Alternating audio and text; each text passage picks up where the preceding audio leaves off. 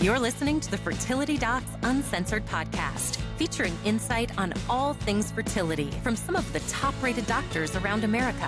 Whether you're struggling to conceive or just planning for your future family, we're here to guide you every step of the way.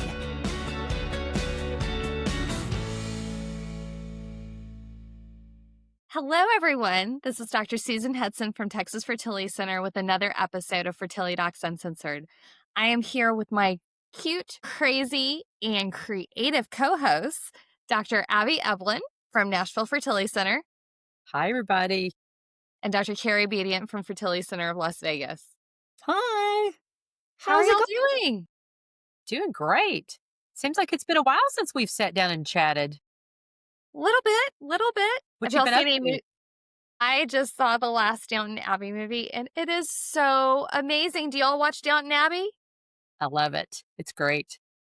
I have a lot of people around me who love it, but I am fifth in my house to get control of the remote control. And that includes being after the dog who sits on it, touches it, and accidentally turns the TV off more than I get any kind of control. I do love stories, though, so I'm more than happy to listen to stories about what it is and what happens, because I know the general premise. You can tell me everything. And my mom got Downton Abbey earrings that she gave to me that are like giant chandeliers. So it's somebody from the upper house that got it. So I have Downton Abbey earrings that I've inherited. So I have to tell my side story, Downton Abbey, real quick. I watched it when I was locked up in my basement in 2020. My friends had already watched it, my mom, my sister, and I thought this is a great time to watch it because I was in my basement for 10 days before I found out that my test was negative. I watched it, and if you remember one of the episodes, they have somebody in there that gets the Spanish flu in 1918. Mm-hmm. That night, I'm like, okay, I'm turning this off. I'm going to bed. I don't have COVID. I don't have the Spanish flu. I don't want to think about it. I'm going to bed. So how the movie was amazing. It really did bring it all together. And I mean, I'm a movie crier. I admit it. I cry at movies all the time. And I was just at the end, the waterworks were going, but it was good waterworks. It's actually on the big screen, right? Right. Real movie theater and everything. Yeah. Every time a movie has come out, my husband and I have rewatched the series. And so when I heard this movie was coming out. There are multiple Downton Abbey movies? 3. There's 3 of them, yeah. Huh. Are they with the same cast as the TV show? Yes. Well, Yes. with the exception of Dowager. Yes. She's Yeah. not there anymore. Yeah. Huh. You need to watch it, Carrie. It's cool. It's good. Okay. I'll put it on my list for when I retire. That might be a while, though, right? Hopefully.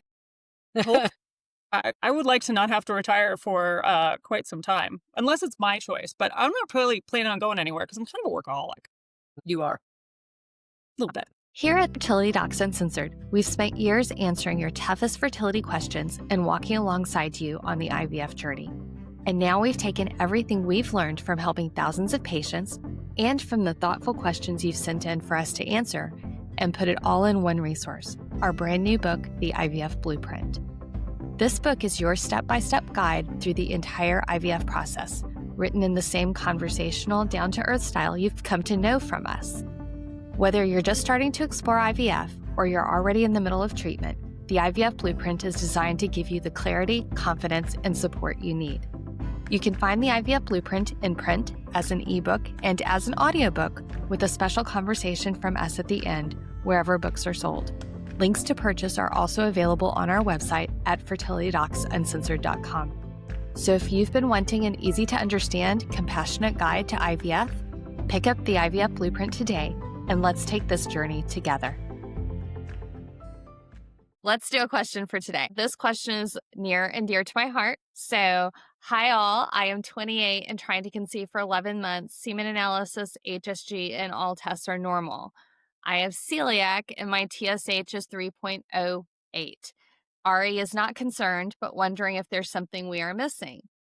Set to start IUI soon, but just wondering if there's any concern that my TSH should be lower or if my celiac is causing a delay. Thanks in advance. Take it away, Susan. I think that's yours, Susan. Takes one to know one. It does take one to know one. So for our listeners, I both have celiac and I do have Graves' disease, which is a thyroid condition. So when I saw this one, I was like, aw, I've been there. I get it. So when it comes to the celiac, really the biggest thing is that you need to make sure your celiac is controlled. So if you haven't had recent celiac enzymes done, I always recommend that being done usually once a year. For listeners who aren't familiar with celiac, these are the people that have to actually really eat gluten-free all the time. And you have to know what's in your medicine and what's in your toothpaste and what's in your lipstick. And it's a bit of a challenge at times. Yes, Abby. What kind of enzymes do they do? Since I'm not a primary care doctor, I don't know what those are. So there's transglutaminases and some other endomycel enzymes. Most of the time for the physicians, you can order a celiac panel and it'll be the panel of labs that you should get. And the reason why it's important to get those checked is because sometimes you have been eating something that has been completely safe and the manufacturer changes it without your knowledge and you end up glutening yourself and you don't know it. So make sure your celiac is under really good control. Carrie? When doctors order the celiac panel, because we don't have much cause to do this, is this one of those things where you order it and it gives you a very clear cut, yes, you are, no, you're not? Or is this like lupus where it's any one of 25 different things that may or may not be related to whether or not you have lupus if the sun is in Mercury, which is in retrograde, on blue moon on a Tuesday? So yes, these are directly related to celiac, and it's usually a platform of about 5 different antibodies and enzymes. And so if any of them are abnormal, there is room for improvement in the diet control of the celiac. Got it. Okay, so about this patient, what does she do? Besides making sure her celiac is really under control, is that just it? So for the celiac part, yes. So if your celiac is not in control, waiting until you do get it under good control and your antibodies are negative. When it comes to your thyroid, I would probably recommend anybody who has a TSH greater than 2.5 to about 4.1. I usually do TPO antibodies to see if we are starting to get any Hashimoto's or anything going on that direction. Realize that the gene that can turn celiac on or not, that particular HLA type is related to both Graves and Hashimoto's, 2 different thyroid conditions. And so you're at a genetic predisposition to have a problem. If you have positive thyroid antibodies, then generally we do start you on thyroid medication like Synthroid or Tirosint, which the brand names of both of those are both gluten-free currently at the making of this episode in 2025. And we want your TSH level ideally to be less than 2.0 in that situation. So anything else you guys were to add? I think you covered it. That's great. We call you when we have all these questions, so we're good. You're the celiac expert. Well, I wish I was a celiac expert for another reason. Yeah. Of the autoimmune diseases to have, I will stick with my celiac and my Graves, and hopefully none others pop up. Yeah, don't be greedy. Leave some for the rest of us. Only 2. Yeah, only 2 for you. That's enough. That's enough. Every adventure begins with a dream, and for many, that dream is growing a family. At IVF Florida, we understand that the road to parenthood can take unexpected turns. Our team is here to guide you with expert care and advanced fertility treatments designed to support you at every milestone. With convenient locations across Jacksonville and South Florida and flexible monthly payment plans, IVF Florida makes it easier to move forward with confidence. Visit IVFFlorida.com to schedule your consultation, because every great adventure deserves a trusted guide. Start yours with IVF Florida. Okay, well, today we are going to talk about the second half of our book, The IVF Blueprint. Yeehaw! Yeehaw! It's really interesting that for anybody who's watching the YouTube, all of our covers look totally different colors. So funny. You You go go from red to yellow to orange. That's odd. Really odd. Interesting. Okay, so last episode, we had talked about the first two sections, which are about everything to prime for IVF and how you get ready and what meds and what supplements and lifestyle changes and some of the testing you need and all of those things. And then we had started to talk about the IVF process in looking at the egg retrieval and the meds and the retrieval day and all of those things. So now we're on to the third part of our book of essentially what happens after the retrieval. I feel like we're at a book club. I hold my book and I'm looking at it. And this one, everybody on this has read the book. Yeah. All three of us know the story very well. And listen to it. Have you ever been to a book club where everybody in attendance has actually read the book? I think the very first one of the current book club that I'm in, everybody read the book because we were all feeling each other out and trying to make sure that we were all worthy to be in this book club. And then I'm pretty sure ever since then, there's always been at least one person who hasn't. But it's not the same person, which is what matters. I bet somebody was bluffing, and I bet her name was Carrie, probably. We're at chapter 12, where we talk about after the egg retrieval, but before embryo transfer. So, what are some of the things that we touched on in this chapter? Well, we talked about ovarian hyperstimulation syndrome. Mm-hmm. And that's something that typically most of our patients don't have to worry as much about. And that's because we tend to trigger now with Lupron. Probably 10 or 15 years ago, we would trigger with HCG. And if your estrogen level's over about 3,000 or 4,000, you're at minimum risk for it, minimum to moderate. If your estrogen level is 7,000, 8,000, 9,000 and beyond, you're at pretty significant risk for having symptoms that may require some sort of treatment. And so it talks a little bit about that in case, and hopefully it'll be more for historical interest than anything else. Hopefully you won't get hyperstimulation syndrome. But now because of that, we don't have to worry about it so much. And that's fortunately a pretty short chapter because we really talk about some of the other complications and that type of thing. But that leads into one of our favorite chapters, all about frozen embryo transfer. This is going through everything that you might imagine about frozen embryo transfer. So it talks about, of course, transfer day itself and what you go through when you get there and what's going to happen, and in general, how the process works. But we also go through in quite a lot of detail all of the medications and different protocols. And this is something that varies quite a lot from clinic to clinic. There's typically not really one right answer to it, but it really explains some of the differences and some of the rationale behind what we're doing and why we are doing it, so that patients have a really good idea as they're going into it. Okay, this is kind of what I can expect. These are what these medications are for. This is why I'm doing this. And we also have some really cool like tips and tricks and things that we add in as a side note. One of them specifically for progesterone injections, there's several tips and tricks that you may want to think about, like medicine that can numb the injection site, other things you can do, massaging the area after you give the injection to help decrease the discomfort from intramuscular progesterone. Also looks at some of the data about adjunctive medications. So other medications besides the straight up hormones that we give that may or may not be helpful as you're going through this. Because one of our most popular questions is, what else should I be doing to help this stick? All right. And talking about sticking, that leads to chapter 14, where we talk all about both a positive pregnancy test or if we haven't been successful. This is a chapter that I wrote, and actually it was one of my favorite ones that I wrote because really I wanted to be able to give a light at the end of the tunnel with either of the situations. Because obviously if we're pregnant, we go on to have more blood tests and ultrasounds and then eventually go on to a CROB.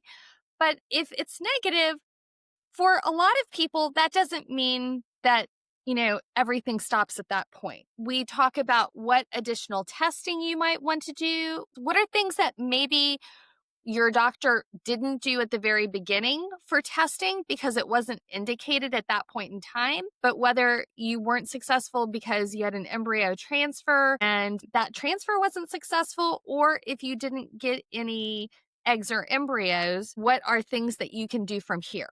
So it really helps bridge that gap to where do I go? Definitely. All right.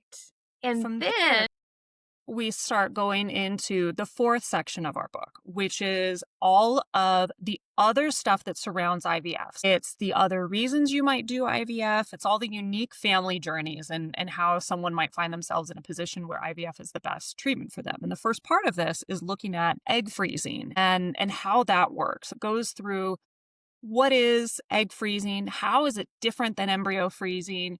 What is the process like? What are the numbers that you need? And how do you think about the long-term planning of this? And so not just the getting the eggs frozen, but also once you have something frozen, whether it's eggs, embryos, sperm, what do you do with it? And what do you do with it long-term? And so thinks about some of the really long-term planning components of this, not just with freezing your eggs, but with once you're done with the process, what happens next? One other thing I was going to add in too, because when I opened up to this chapter, I was right on the part where it says egg versus embryo freezing. And I literally had a patient last week that was in this situation. She unfortunately has a diagnosis of cancer. We talked about freezing eggs, but she also is married and has a partner, and they've never tried to get pregnant before. But we talked about, if you have a partner, you may want to even consider creating embryos because we can give you more information about what your chances are if we have an embryo, because it's just further down the pike, further down development. And if for somebody like that, it might be more reassuring if she knows she has an embryo there instead of just eggs. Mm-hmm.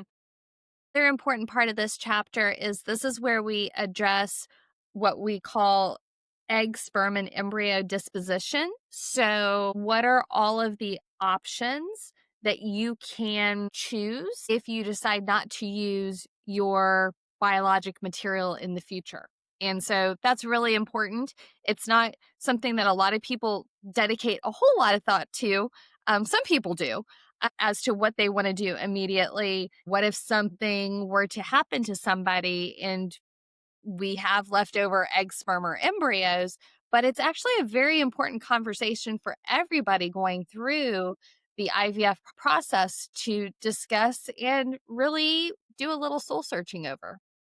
And it's actually important to put that in your will. If if you have embryos and they're kind of hanging out, you may want to put that in your will because that's a stronger legal document even than the one that you sign at the fertility center. So just keep that in mind. That's the best thing, to make sure that what you want to have happen to your embryos happens to them.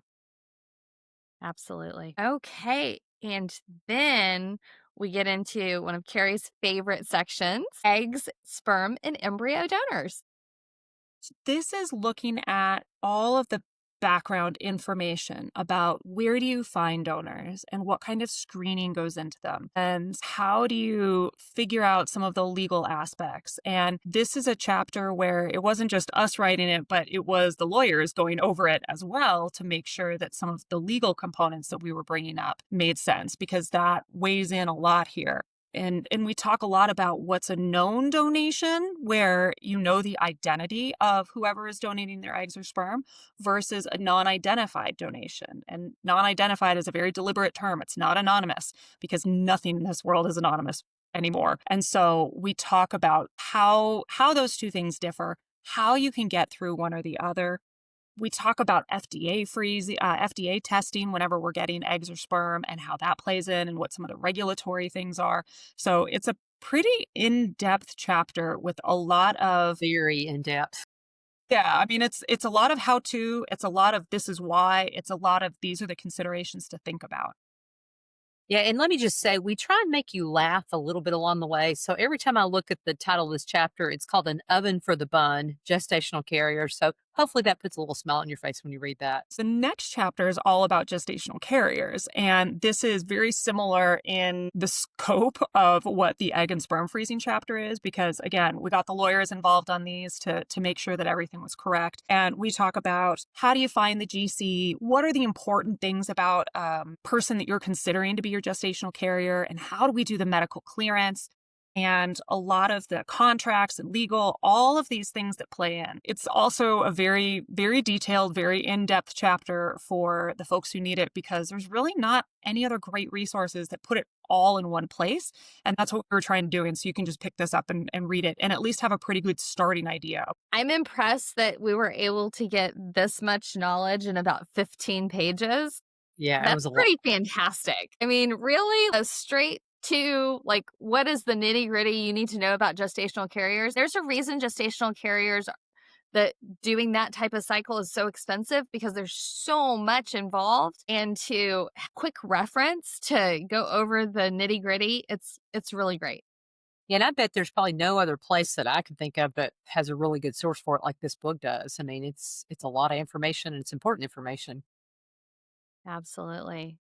And so our next chapter is all about LGBTQIA plus family building. And we understand that this is very, very complex. And so we dedicated an entire chapter to this. And so this is going over as many variations as we could think of how you might need to do this and the things that are of particular consideration for someone who's in this position to build their family and how they go through, not just the egg donation, sperm donation, or GC part, but how it all fits together and what they might want to be thinking about and where the FDA does and does not come in, and really tries to go through in great detail what might be special for this group of patients as they're building their family. And then beyond that, our next chapter is looking at all of the other medical reasons, especially the genetic ones, that people have when they're pursuing IVF. And so this goes into a lot of genetic testing detail in particular.